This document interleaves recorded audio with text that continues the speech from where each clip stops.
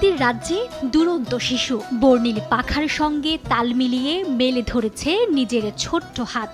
নীল আকাশে তারও যেন ওড়ার শখ।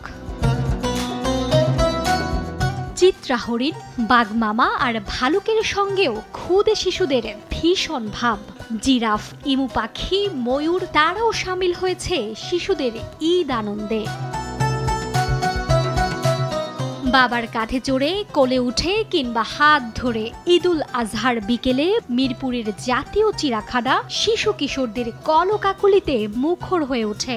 সন্তানের মুখের হাসি ছুঁয়ে যায় অভিভাবকদের মনেও। বাঘ দেখবে, হরিণ দেখবে, হাতি দেখবে, তো যার জন্য আজকে এই ছুটির দিনে ওকে আর কি চিড়িয়াখানায় নিয়ে আসছি।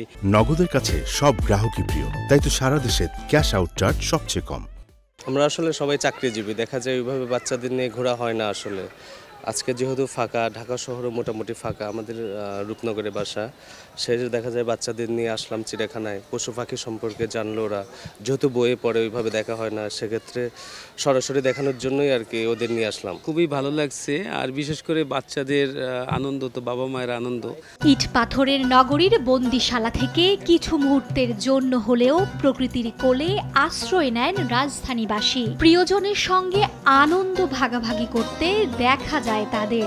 অনেক আনন্দ করতেছে, ওরা তো অনেক সময় বাসায় আটকানো থাকে, যে আসছে অনেক আনন্দ করতেছে। শহরের বাচ্চারা তো আসলে চার দেয়ালে বন্দি, ওদের মোবাইল ট্যাব, এটা হচ্ছে বিনোদন। আসিফ ডিগ্রি দেখলাম, ওদের মধ্যে একটু জলি ভাব দেখলাম। নিজেদের সৌন্দর্য দিয়ে মানব শিশুদের বরণ করে নেয় প্রাণীরা। তারা যেন অস্পষ্টভাবে জানান দেয় উঁচু পাথরের অট্টালিকা নয়, মানুষকে ফিরে আসতে হবে তার আদি শেকড় মাটি, সবুজ প্রকৃতির কাছে। মার্জিয়া মুমু, সময় সংবাদ, ঢাকা।